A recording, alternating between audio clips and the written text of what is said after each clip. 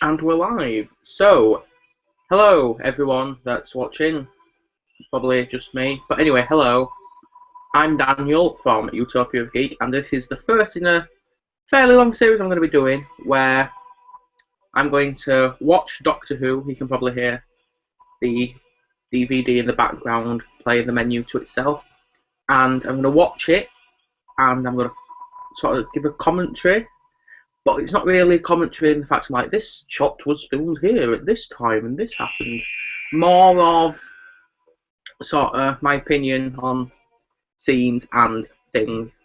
And you're going to see a lot of me staring sort of that way because that's where my telly is until I've worked out a way to pop it on my iPad or something so I can look at you lovely people. So yeah, I'm going to do 2 episodes per live stream. So that'll be fun. And I'm starting with the Matt Smith era, more as sort of a celebration of Matt Smith's era until Peter Capaldi Doctor Who starts on August 23rd. And the week before August 23rd, I won't be doing any videos or much on Utopia of Geek because either I'll have a job or I'll be on holiday. So that week is cancelled out. I'm actually coming back on holiday early so I can watch Doctor Who. And when it does start, I'll be doing live hangouts like this with the episode. So as the episode goes live, this will go live as well, so you get my initial sort of impressions. So yeah, I've lost my Blu-ray player controller, so I'm going to have to go and manually press play. So in this episode, we're going to watch the 11th Hour and The Beast Below. And most of these episodes will last, most of these streams will last about 90 minutes. But the 11th hour is longer, so I expect it to be closer to 2 hours. So this is going to be a fun night for all of us. So let me just go press play, and I'll be right back.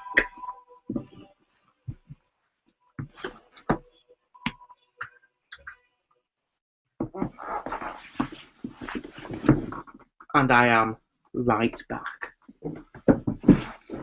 So we're starting with the 11th hour. A nice panning shot of Earth. Zooming in to London. London 10. With what's now the old TARDIS. The cobble TARDIS. Exploding. And the 11th Doctor dangling out. He has very strong hands to support all his body weight on a moving TARDIS. About to crash into Big Ben. Classic. Well, it's not really classic. Sort of a new Who gag because I'm guessing this is a newly made Big Ben from after Aliens in London from Series 1. And he narrowly keeps his manhood, if Time Lords have manhoods and womenhoods. But yeah, interesting fact about this episode of Doctor Who. I know exactly where I was when I was watching it. I was at my grandma's house and I stopped overnight. I'll tell you this sort of credits come on. I was stopping at my grandma's overnight, and I didn't really. After David Tennant left, I thought I should grow up and go out of Doctor Who. And then, so I lost interest. I didn't get any of the magazines or the books or anything. I mean, I sold all my series 1 through 4 of New Who DVDs as well. I thought I was like, that's it. This new guy's not going to be any good. So I got rid of everything, and then I watched the 11th hour at my grandma's. So, oh, Doctor Who's on. That'll be fun. And I ended up buying it all again and falling in love with it again. So I'm glad in a way I didn't lose that sort of, I don't want to say childishness, but that sort of passion for something. Little Amy Pond, Amelia.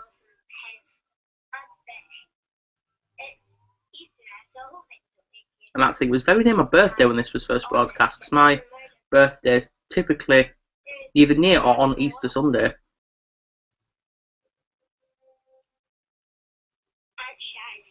"4 years ago. I was 14. What a boy.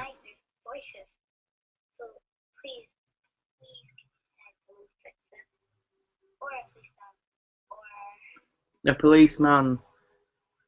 The sound of the TARDIS, a police box. Isn't that a pathetic, ironic thing? It's not really pathetic. I was going to say pathetic fallacy, but it's not.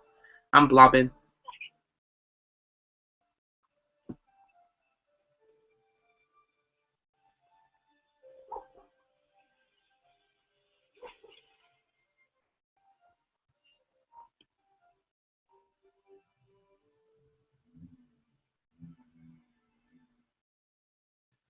There's the fallen TARDIS.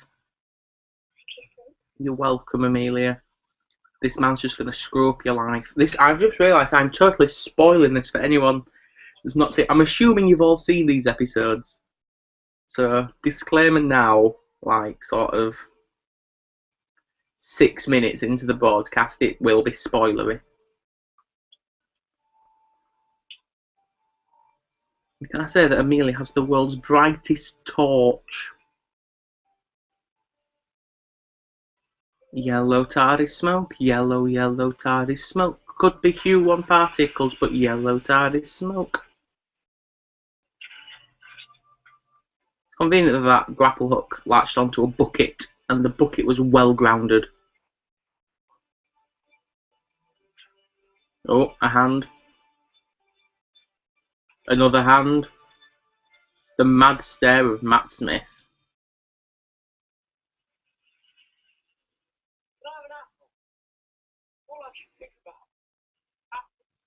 Matt Smith's Dr. Crow. I remember thinking this is going to be a thing. Tom Baker had jelly babies, and Matt Smith would have apples, but how wrong I was. The first time we had the cloister bell there in Matt Smith's era.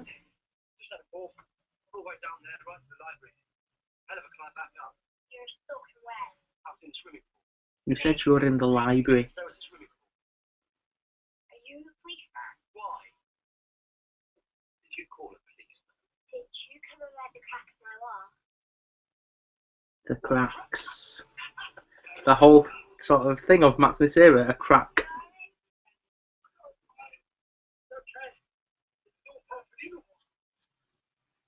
Matt Smith sort of spitting out some Q1 energy. I wonder if Peter Capaldi will do that actually. I hope he does. Even just a little sort of smidge. Although I've already seen him like fully regenerate. It didn't like. It's not like this regeneration where it's sort of cooked. It seemed pretty. How can I explain it? Matt Smith's doctor was put in the oven to regenerate, and Peter Capaldi was blasted in a microwave. And don't wander off. And then, comedic moment, the doctor walks into a tree.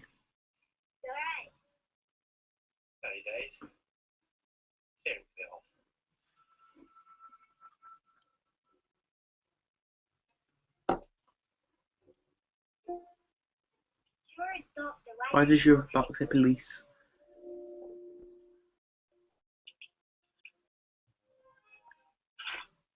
And Matt Smith spat out the apple. Oh, gosh, I hate apples. No, I like yogurt. Yogurt's my favourite. Now, there's a continuity error in this bit that really annoys me. And it shouldn't do at all, because it's the most petty thing ever. But the doctor downs a yogurt, spits it out, and in a minute, wipes his mouth, and there's still lots on his chin, and a bit here. Cut away from the shot, cut back to the shot, it's completely gone. And that really annoys me. Just got his strap. Trusting a 9-year-old with bacon.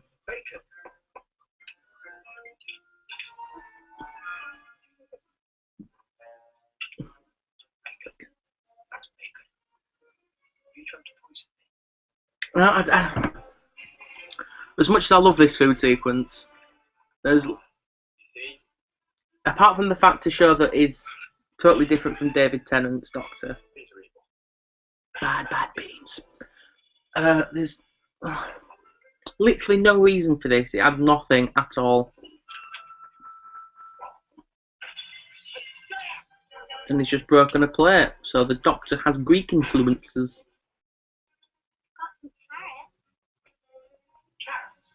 You're insane. need fish fingers and custard. Fun fact about fish fingers and custard: in the episode, Matt doesn't eat fish fingers and custard. They made sort of slices of cake, and they made them look like fish fingers. So even I'm not weird enough to have that. And then later on, when it became an actual like Hoovian thing to have fish fingers and custard, he did try it and he said it was alright. And then Birdseye, for the 50th anniversary last year, sent him a lifetime supply of special Matt Smith fish fingers. I don't know if anyone sent him any custard. Joke there from Stephen Moffat about being a Scotsman/woman in England.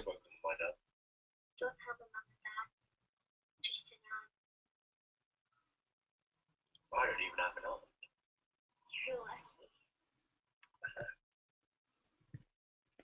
Awkward moment between Doctor and Amelia about being orphans. And you left you all alone? Scared? Of course you're not. You're not scared of anything. Fox falls out of the sky, man falls out of the pot, man eats fish custard. Look at you. You're sitting there. You know what I think? Wow. My favourite line from this scene was the elbow cracking. Awkward zooming on Amelia. Crack. And there's a crack about 5 minutes from my house on the floor. That is a spitting image of the crack in time. And way back when this first came out, I took a photo of it and sent it to Doctor Who Adventures. And I believe it was actually published in the magazine. So I don't know if it was a coincidence or if the Doctor Who team made a sort of, if they either made it that way as a coincidence or they looked at the most common crack. If that makes sense. What? It's a crack.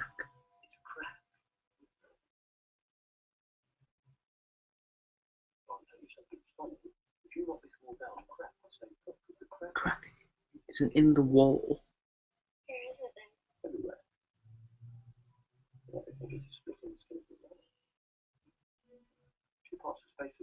Should never have touched. And I always thought that this crack was going to be like an event that should never have happened. And it kind of was in a way. But yeah.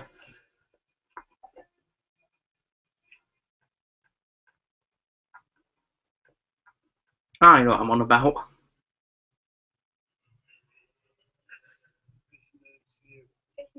Has escaped. What does it mean?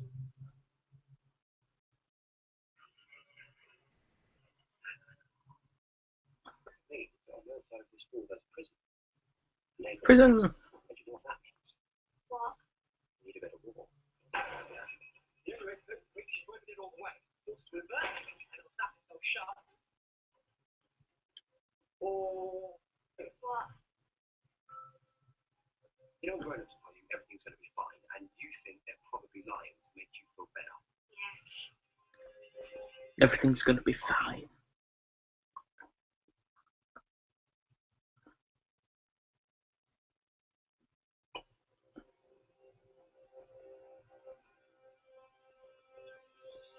And then I think this is one of the last times that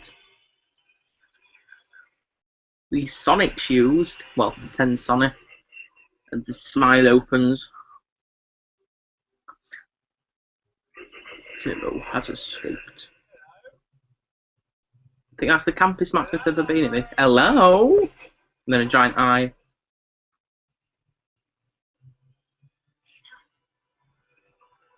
That's a very good question.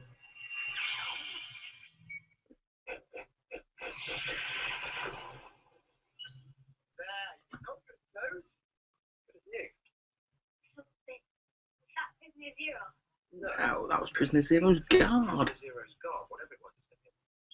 I can pay that. It's another message. Prisoner Zero has escaped. Why tell us?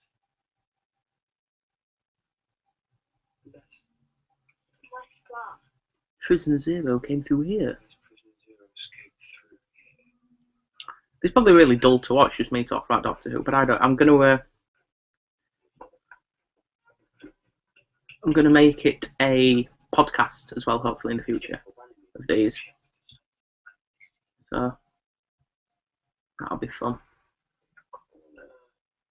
Oh, I.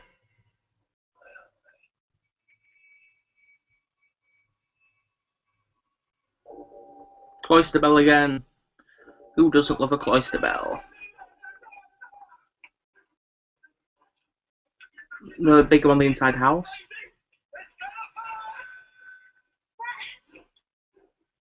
How can a box have engines? It's a time machine. Yeah. You've got a real time machine. Not quite long if we can't get a save. 5-minute hop into the future should do it.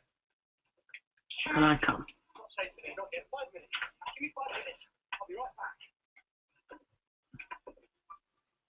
I always say that.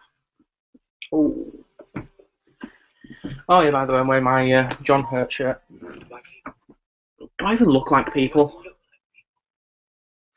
Trust me. I'm a doctor. I'm a doctor. Nice reference to Tim back then.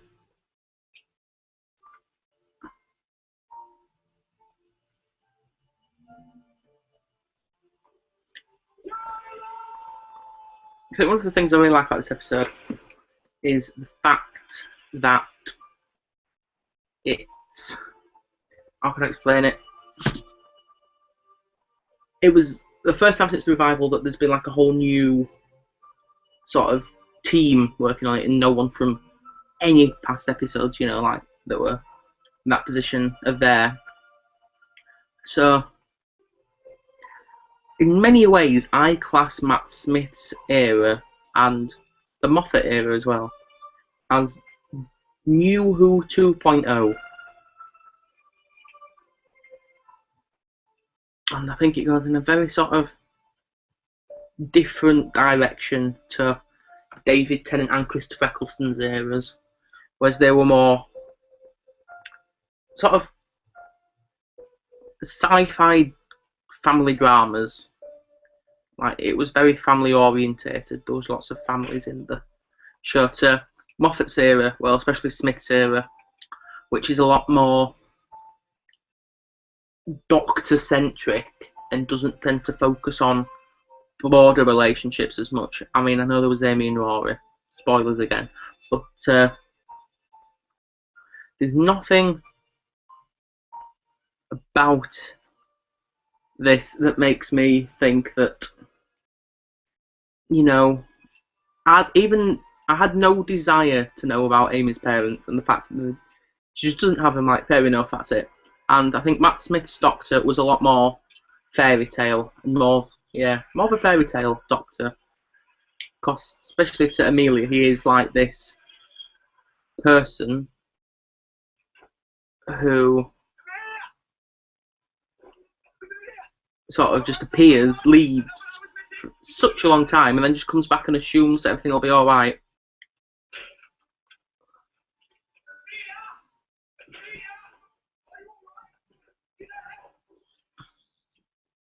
Prisoner Zero is here. Prisoner Zero is here. Prisoner Zero is here. Do you understand me? Prisoner Zero is Hit on the head with a cricket bat. Call back to 5. I don't even know if it is actually a reference to Peter Davison's Doctor, but I like to think so.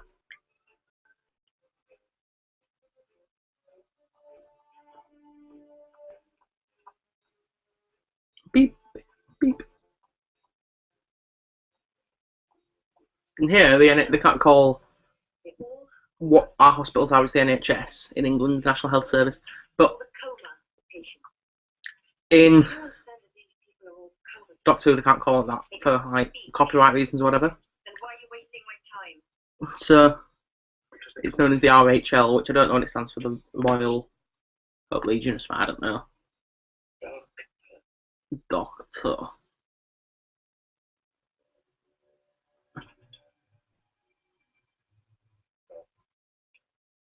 Coma patients.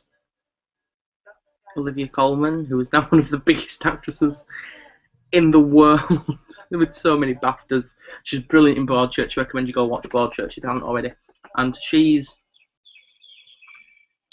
sort of a toss-away character.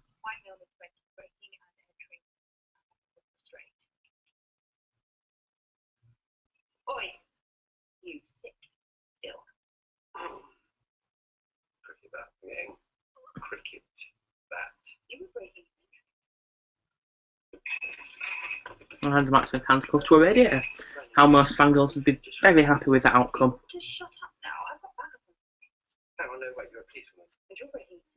See how this works?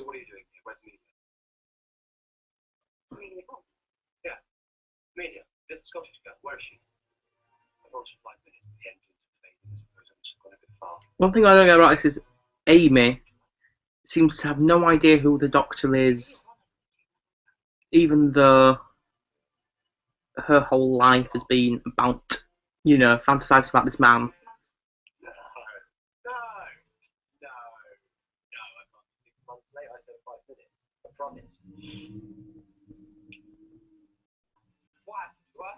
What happened to Amelia Pond?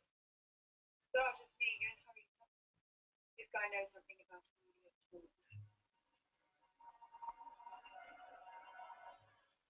Pond. Oh, cute little doggy picture.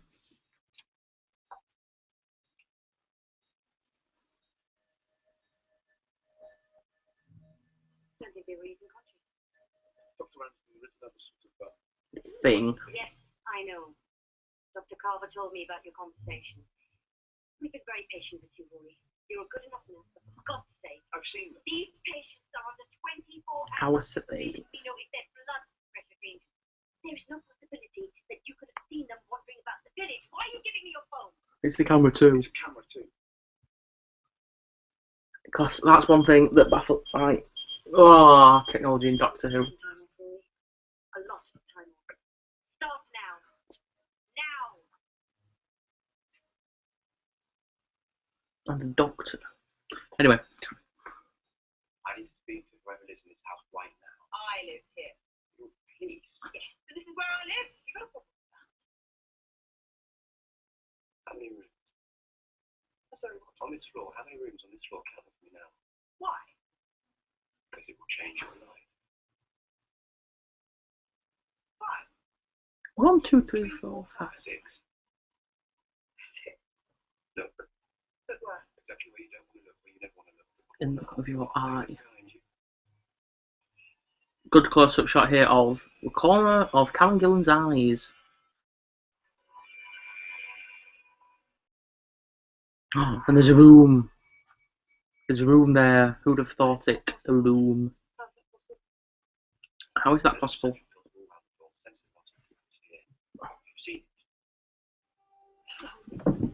It's a whole room. The filter stopped you noticing something came here a while ago to hide. It's still hiding, and you need to uncuff me now. How could you have lost it? Yeah, how can you have lost the key for a door you've never known exists? Do not touch that door. Listen to me. Do not open that. Don't.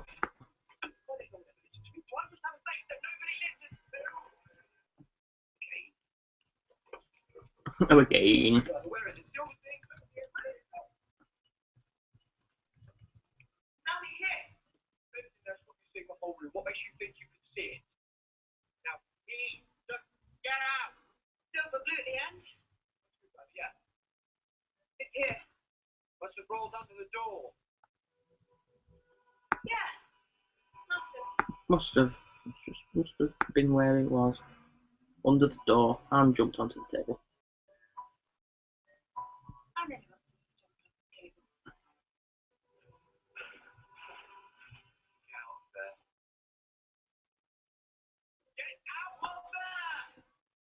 Yeah, get out of there. Get out! Get out of there! So she doesn't, because that's what people are like, I'm afraid.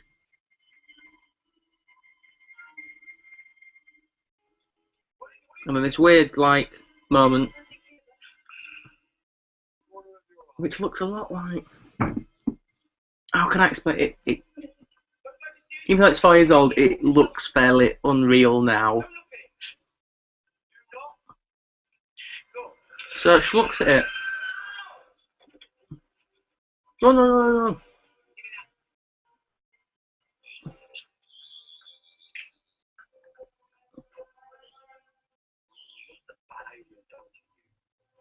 The bad alien's done nothing to the Sonic that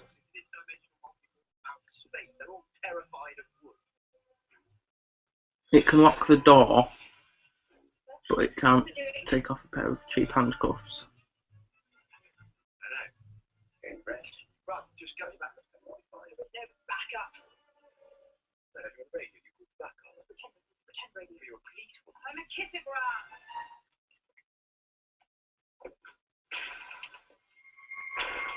Ooh, man and dog. Stern looking man and dog.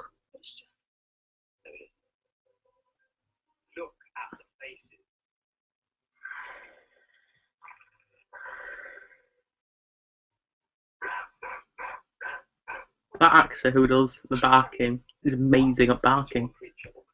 I've got to admit that. Got the voice a bit muddled, did you? Why'd you wish for the pattern from? You need a psychic and life speed. How do you fix that?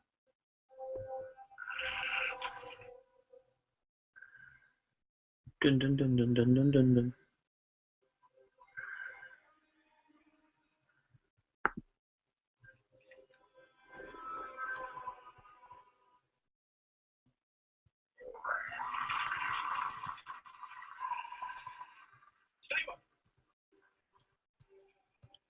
Apparently we're safe. Wanna know why?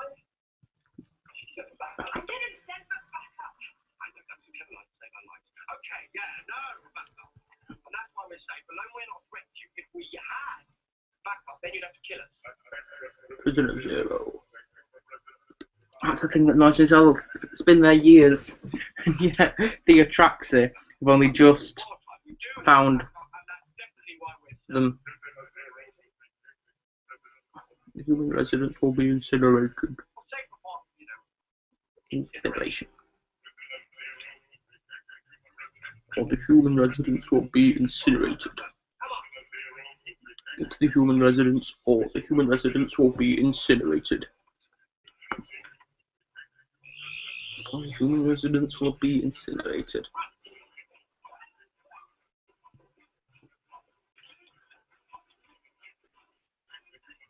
All the human residents will be incinerated.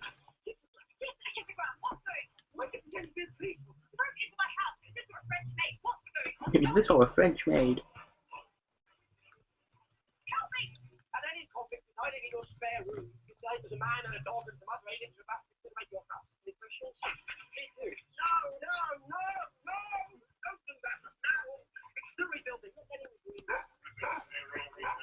Human residents, all the human residents will be incinerated.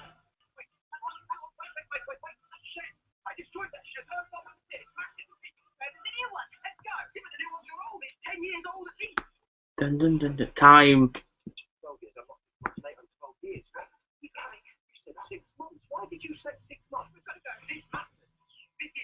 This is important, Amy, you liar. Ooh, burn.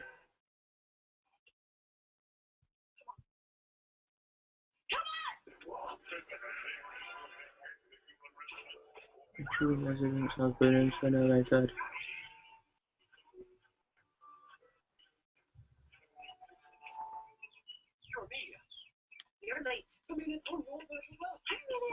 You're late. 12 years. I've had psychiatrists. This is unreal.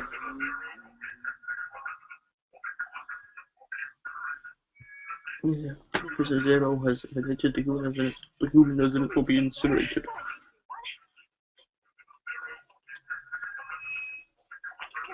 Be incinerated. Now another thing that I really